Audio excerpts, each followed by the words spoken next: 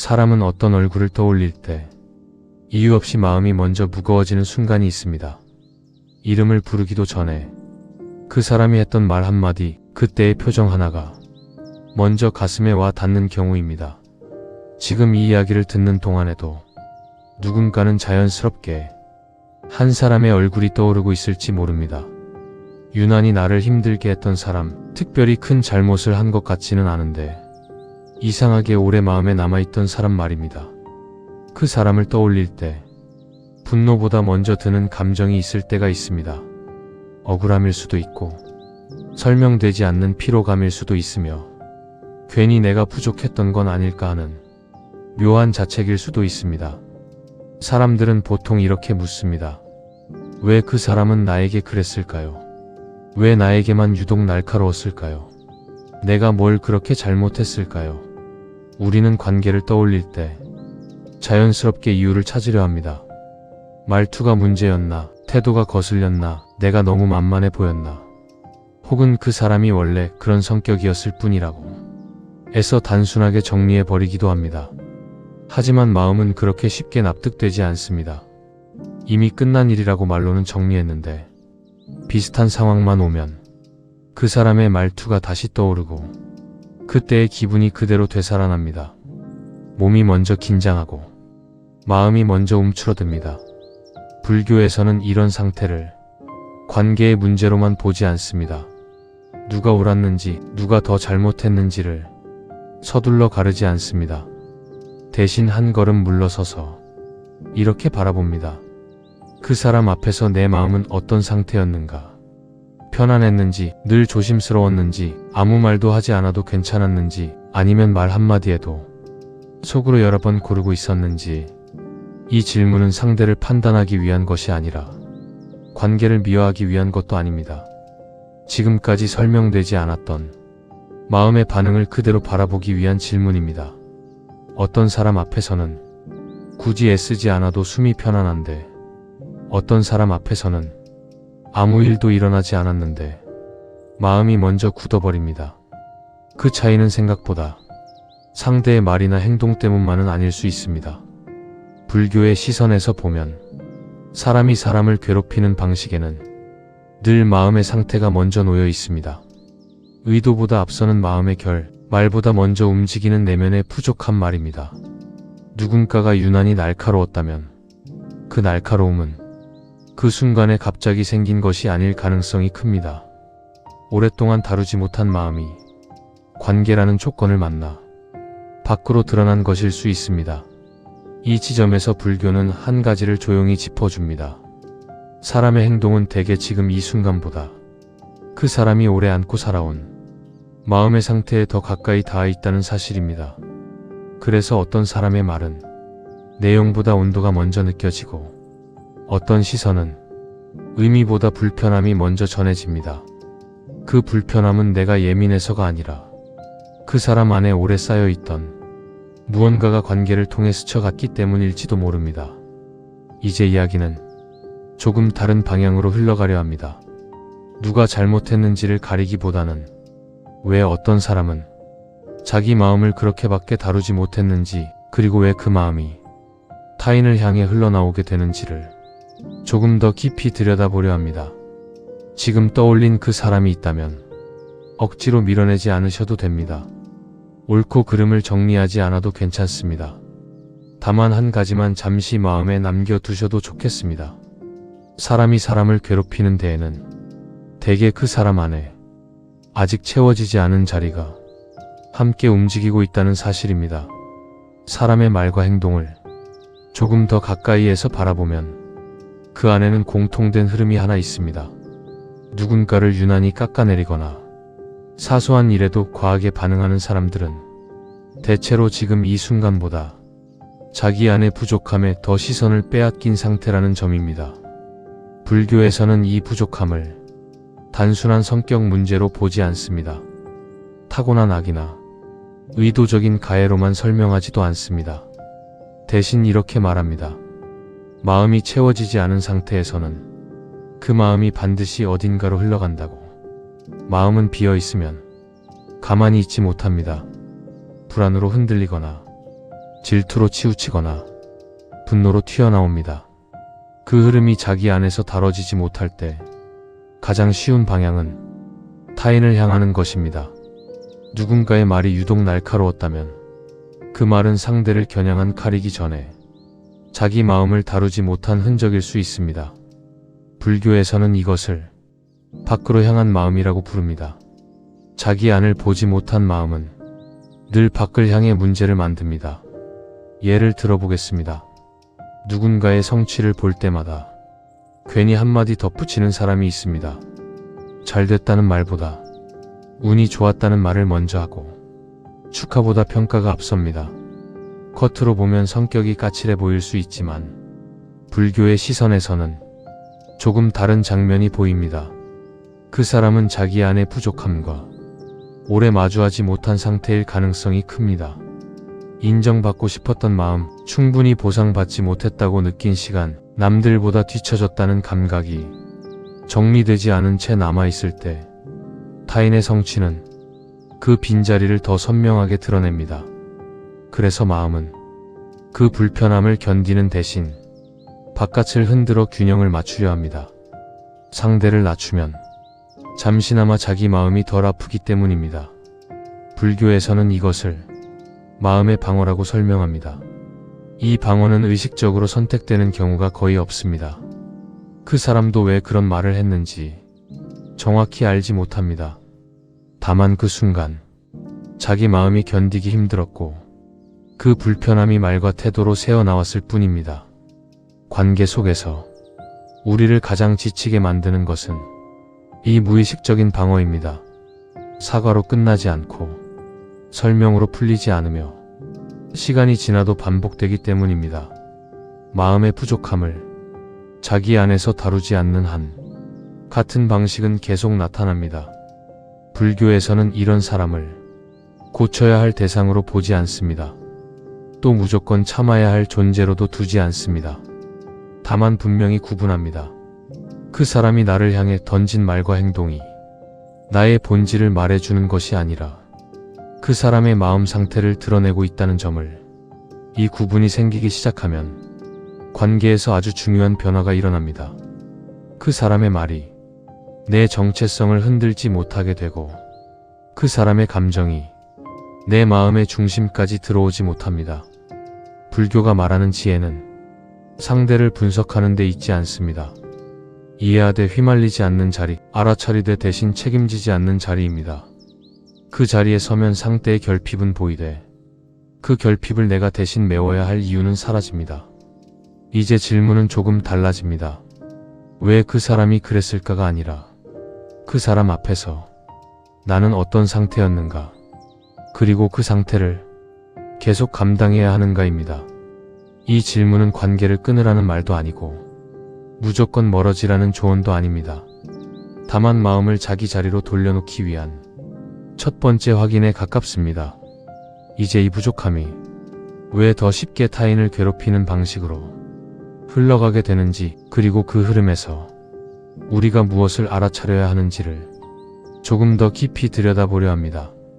사람의 결핍이 왜 타인을 향해 흘러가게 되는지를 조금 더 깊이 들여다보면 그 중심에는 늘 견디지 못함이 있습니다. 불교에서는 괴로움이 생기는 순간을 외부의 사건보다 그 사건을 받아들이는 마음의 상태에서 찾습니다.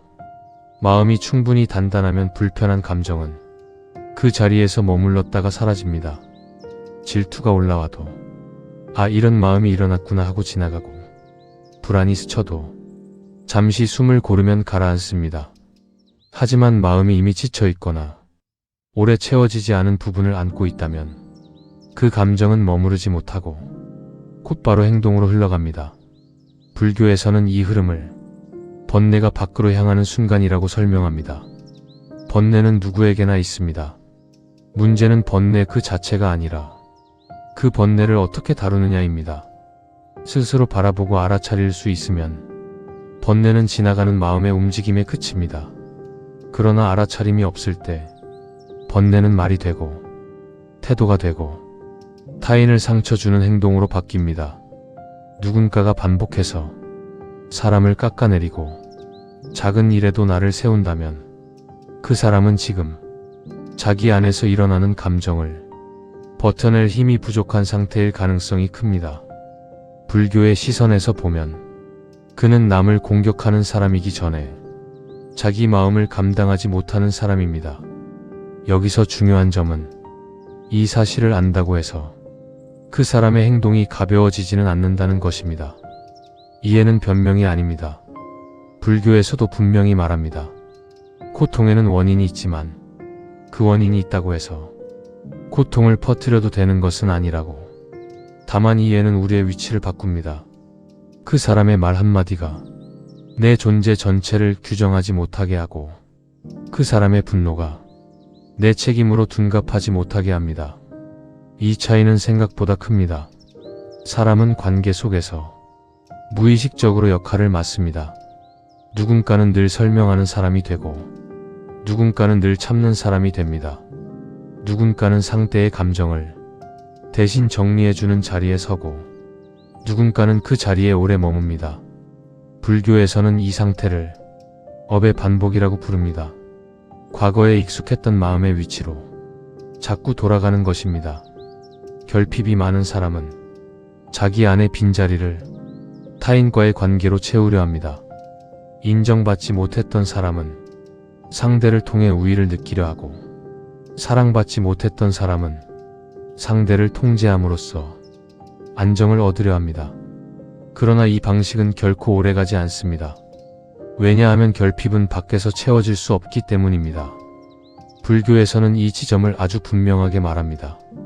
밖에서 얻은 것은 조건이 바뀌면 사라지지만 안에서 길러진 것은 상황이 변해도 남는다고. 결핍을 밖으로 풀어내는 사람은 끊임없이 새로운 대상을 필요로 하고 새로운 갈등을 만들어냅니다. 그래서 같은 패턴이 사람만 바뀐 채 반복됩니다. 이때 관계의 상대는 종종 스스로를 의심하게 됩니다. 내가 예민한 걸까? 내가 너무 부족한 걸까? 조금만 더 참으면 달라질까? 하지만 불교의 시선에서는 이 질문이 조금 어긋나 있습니다. 문제는 내가 충분한가 부족한가가 아니라 이 관계에서 내 마음이 점점 줄어들고 있는가입니다. 마음이 줄어든다는 것은 설명이 늘어나고 눈치를 더 보게 되고 자기 감정을 나중으로 미루게 되는 상태를 말합니다. 이 상태가 오래 지속되면 상대의 결핍은 내 삶의 무게가 됩니다.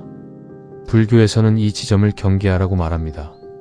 경계는 차갑게 끊어내는 일이 아니라 자기 마음이 무너지지 않는 선을 분명히 아는 일입니다. 상대의 고통을 이해하되 그 고통 속으로 내가 대신 들어가지 않는 태도입니다. 이 태도가 없으면 연민은 쉽게 소진으로 변하고 선의는 원망으로 돌아섭니다. 그래서 불교에서 말하는 자비는 언제나 지혜와 함께 갑니다. 자비만 있고 지혜가 없으면 관계는 불균형해지고 지혜만 있고 자비가 없으면 관계는 메말라집니다. 결핍을 가진 사람과의 관계에서는 이 균형이 특히 중요합니다. 이제 조금 다른 질문을 스스로에게 던져볼 수 있습니다. 그 사람의 결핍을 이해하면서도 나는 나를 지키고 있는가? 그 관계 안에서 내 숨은 여전히 편안한가? 이 질문은 누군가를 판단하기 위한 것이 아니라 내 마음의 위치를 확인하기 위한 질문입니다. 불교는 관계를 통해 사람을 바꾸라고 말하지 않습니다. 대신 관계를 통해 자기 마음을 보라고 말합니다. 결핍이 타인을 괴롭히는 이유를 이해하는 순간 우리는 비로소 그 결핍에 끌려다니지 않을 수 있습니다. 이해 위에서 어디까지가 연민이고 어디서부터가 자기 소진인지, 그리고 관계 속에서 자비와 경계를 어떻게 함께 세울 수 있는지를 조금 더 차분히 이어가 보겠습니다. 관계를 오래 들여다보다 보면 어느 순간부터는 상대가 아니라 내 마음이 먼저 보이기 시작합니다. 왜 이 사람을 이해하려 애쓰고 있는지, 왜 이 자리에서 자꾸만 나 자신을 뒤로 미루고 있는지, 그 질문이 생기는 순간 관계는 이미 다른 국면에 들어섭니다. 불교에서는 사람을 판단하기보다 마음의 방향을 살피라고 말합니다. 같은 관계라도 어떤 마음으로 머무느냐에 따라 전혀 다른 업을 남기기 때문입니다. 결핍을 이해하는 마음이 연민으로 남을 수도 있고 집착으로 굳어질 수도 있습니다. 문제는 그 둘의 얼굴이 매우 닮아 있다는 데 있습니다. 상대를 생각하는 마음, 상대를 놓지 않으려는 태도, 쉽게 돌아서지 않는 인내. 겉으로 보면 연민과 집착은 거의 구분되지 않습니다.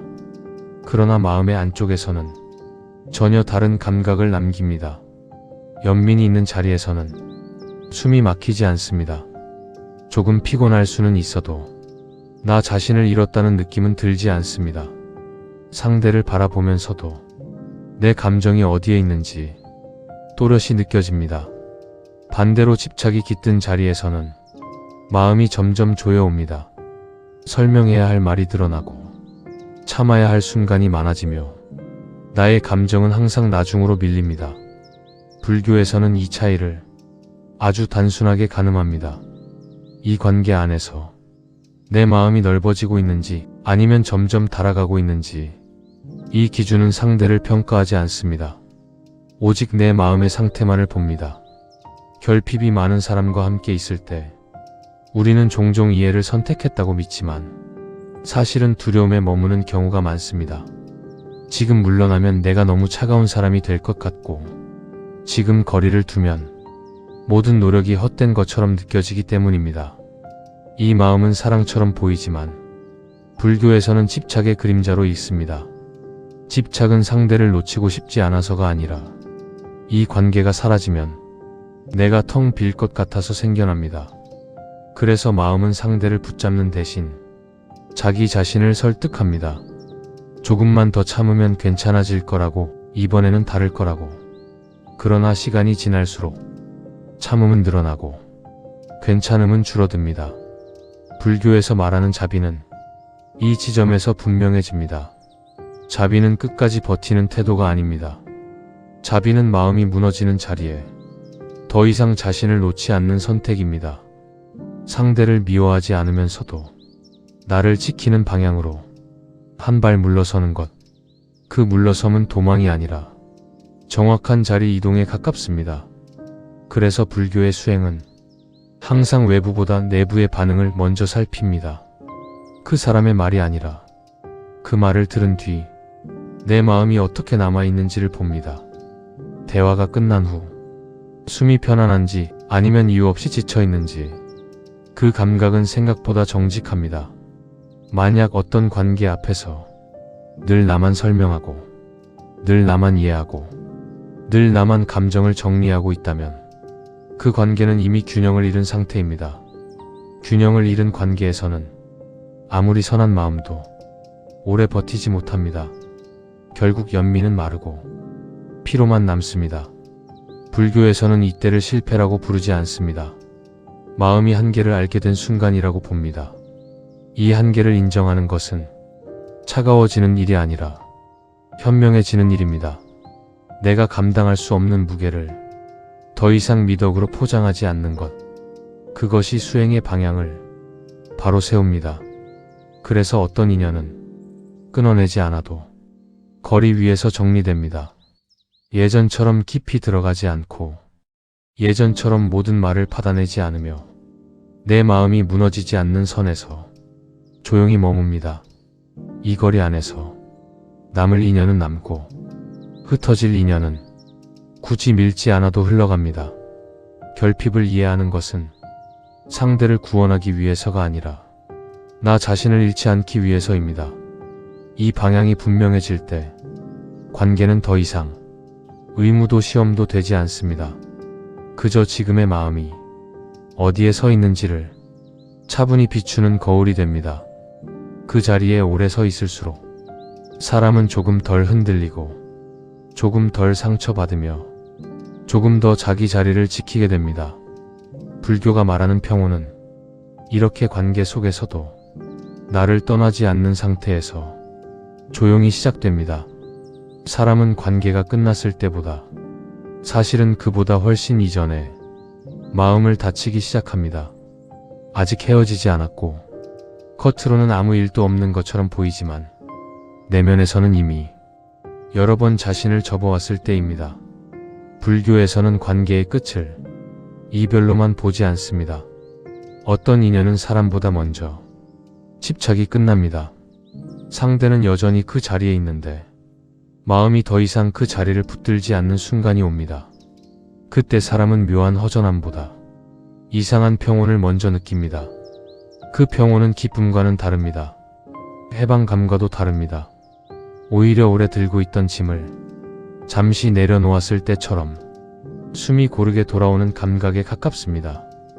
불교에서는 이 변화를 상실이라고 부르지 않습니다. 회복에 가깝다고 말합니다. 집착이 사라질 때 사람은 상대를 다르게 기억하기 시작합니다. 그 사람이 나를 얼마나 힘들게 했는지 보다 그 관계 안에서 내가 얼마나 애썼는지가 먼저 보입니다. 왜 그렇게 오래 머물렀는지, 왜 그렇게 쉽게 나를 뒤로 밀었는지 그 질문은 자책이 아니라 이해에 가깝게 다가옵니다. 불교의 시선에서 이해는 화해와 다릅니다. 다시 돌아가겠다는 뜻도 아니고 모든 일을 좋게 덮겠다는 약속도 아닙니다. 그저 마음속에서 싸움이 끝났다는 신호입니다. 더 이상 누가 옳았는지를 따질 필요가 없고 누가 더 잘못했는지를 증명하지 않아도 되는 상태입니다. 이 지점에 이르면 사람에 대한 원망은 자연스럽게 힘을 잃습니다. 그 사람도 그럴 수 있었겠다고 조용히 이해하게 되고 나 역시 그만큼밖에 버티지 못했겠다고 담담히 인정하게 됩니다. 이 이해는 관계를 미워하지 않습니다. 다만 마음을 더 다치게 하지 않을 뿐입니다. 불교에서는 노음에 대해 자주 오해가 생긴다고 말합니다. 노는다는 것은 모두 있는 일이 아니고 아무 감정도 느끼지 않는 상태도 아닙니다. 노음은 감정이 있어도 그 감정에 끌려가지 않는 자리입니다. 기억은 남아있지만 그 기억이 현재를 붙잡지 못하는 상태입니다. 그래서 어떤 인연은 침묵으로 정리됩니다. 굳이 설명하지 않아도, 굳이 결론을 내리지 않아도 자연스럽게 거리로 남습니다. 불교에서는 이 거리마저도 인연의 한 형태로 봅니다. 모든 인연이 곁에 머물러야만 의미 있는 것은 아니기 때문입니다. 마음이 정리된 인연은 더 이상 사람을 끌고 다니지 않습니다. 문득 떠올라도 가슴이 조여오지 않고 기억해도 자기 삶의 중심이 흔들리지 않습니다. 그때 사람은 비로소 지금의 시간을 온전히 살아갈 수 있게 됩니다. 부처님께서는 삶을 강물에 비유하셨습니다. 흐르는 물은 붙잡을 수 없고 붙잡을 필요도 없습니다. 잡으려 할수록 손만 젖을 뿐입니다. 관계도 마찬가지입니다. 흘러가야 할 것은 흘러가게 두는 것이 가장 덜 다치는 길입니다. 이제 사람을 만날 때 예전처럼 조급하지 않게 됩니다. 이 사람이 어떤 사람인지 빨리 판단하려 하지 않고 이 인연이 어디까지 갈지 미리 결론 내리지도 않습니다. 대신 이 사람 앞에서 내 마음이 편안한지 아니면 점점 줄어드는지를 조용히 살핍니다. 마음이 편안하면 인연은 자연히 이어지고 마음이 계속 달아간다면 그 인연은 애쓰지 않아도 멀어집니다. 이 흐름을 억지로 바꾸지 않을 때 관계는 짐이 아니라 지나가는 풍경이 됩니다. 이때 비로소 사람은 알게 됩니다. 관계를 정리한 것이 아니라 집착을 내려놓았다는 것을, 사람을 가려낸 것이 아니라 마음을 바로 세웠다는 것을. 그 자리에 서 있을 때 삶은 다시 조용히 균형을 되찾습니다. 사람은 마음이 제자리를 찾았을 때 비로소 혼자가 되는 법을 배웁니다. 누군가 곁에 없어서가 아니라 마음이 스스로를 떠나지 않기 때문입니다. 이 고요는 외로움과 다릅니다. 외로움은 비어있음에서 오지만 이 고요는 채워짐 이후에 찾아옵니다. 불교에서는 혼자 있음이 결핍의 상태라고 말하지 않습니다. 오히려 의존이 거친 자리라고 봅니다. 누군가의 반응으로 내 마음을 확인하지 않아도 되고 관계 속에서만 나의 가치를 증명하지 않아도 되는 상태입니다. 이 지점에 이르면 사람은 자기 자신을 다르게 대하기 시작합니다. 예전처럼 마음을 몰아붙이지 않고 무조건 참아내지도 않습니다. 불편함이 올라오면 그것을 없애려 들기보다 왜 이런 감정이 생겼는지를 조용히 바라봅니다. 부처님께서는 괴로움을 없애려 애쓰기보다 괴로움이 생기는 조건을 살펴보라고 하셨습니다. 조건을 보게 되면 마음은 스스로 조금씩 느슨해집니다. 억지로 놓지 않아도 자연스럽게 손이 풀리는 순간이 옵니다. 관계에서도 마찬가지입니다. 어떤 사람을 떠올릴 때 마음이 유난히 무거워진다면 그 무게를 없애려 애쓰기보다 왜 아직도 그 자리를 들고 있는지를 살펴보는 것이 먼저입니다. 그 안에는 미련이 아니라 아직 끝내지 못한 기대가 남아있는 경우가 많습니다. 불교에서는 기대를 고통의 한 형태로 봅니다. 기대는 상대를 향해 있는 것처럼 보이지만 사실은 내가 상상한 미래를 붙잡고 있는 마음입니다. 그 미래가 오지 않을 때 사람은 상대를 원망하게 됩니다. 그러나 기대를 내려놓으면 상대도 조용히 제자리를 찾습니다. 이때 인연은 다시 다른 얼굴을 드러냅니다. 더 이상 무언가를 얻기 위한 대상이 아니라 한 시절을 함께 지나온 사람으로 남습니다. 이 변화는 관계를 가볍게 만들지 않습니다. 오히려 불필요한 무게를 덜어내 기억을 더 맑게 합니다. 불교에서 말하는 자유는 아무것도 가지지 않는 상태가 아닙니다. 가질 수 없는 것을 붙잡지 않는 마음입니다. 관계 역시 그렇습니다. 머물 수 없는 자리에 계속 나를 밀어넣지 않을 때 마음은 자연히 자유로워집니다. 이 자유는 차갑지 않습니다. 사람을 밀어내서 얻는 고요가 아니라 내 마음을 제자리로 돌려놓아 얻는 고요이기 때문입니다. 그래서 이 고요에는 따뜻함이 남아 있습니다. 누군가를 미워하지 않아도 되고 억지로 이해하려 애쓰지 않아도 됩니다. 이제 관계는 삶의 중심이 아니라 삶의 일부로 자리합니다. 전부가 아니기에 흔들리지 않고 없어도 괜찮기에 붙잡지 않습니다. 이때 사람은 관계 안에서도 자기 자신으로 머물 수 있게 됩니다. 부처님께서는 길이 멀리 있지 않다고 하셨습니다. 지금 이 마음이 편안한지를 살피는 것, 그것이 이미 길 위에 서 있는 상태라고 하셨습니다. 누군가와 함께 있어서가 아니라 누군가를 떠나보내서가 아니라 내 마음이 나를 떠나지 않았을 때 사람은 편안해집니다. 이 편안함 위에서 새로운 인연이 들어올 수도 있고 오래된 인연이 조용히 남을 수도 있습니다. 어떤 모습이든 마음은 더 이상 그 인연에 의해 끌려가지 않습니다. 그 자리에 서 있을 때 삶은 다시 조용히 흐르기 시작합니다. 오늘 이야기에 함께 머물러 주셔서 진심으로 감사합니다. 이 시간이 정답을 주기보다는 잠시 마음을 쉬게 하는 자리가 되었기를 바랍니다. 지금 이 순간만큼은 마음이 조금이라도 편안해지셨다면 그것으로 충분합니다. 이런 이야기들이 일상의 소음 속에서 잠시 멈춰 자기 마음을 바라볼 수 있는 작은 쉼이 되었으면 합니다. 그래서 이 공간을 서두르지 않고 조용히 이어가고자 합니다. 오늘의 이야기가 마음에 남으셨다면 구독과 좋아요로 함께 해주셔도 좋겠습니다. 그 작은 인연이 이런 이야기들이 계속 이어질 수 있는 힘이 됩니다. 앞으로도 누군가를 판단하기보다 자기 마음을 먼저 살피는 시간으로 조용히 찾아뵙겠습니다. 다음 이야기에서도 자신의 마음을 다시 만날 수 있기를 바라며 오늘도 귀 기울여 주셔서 고맙습니다.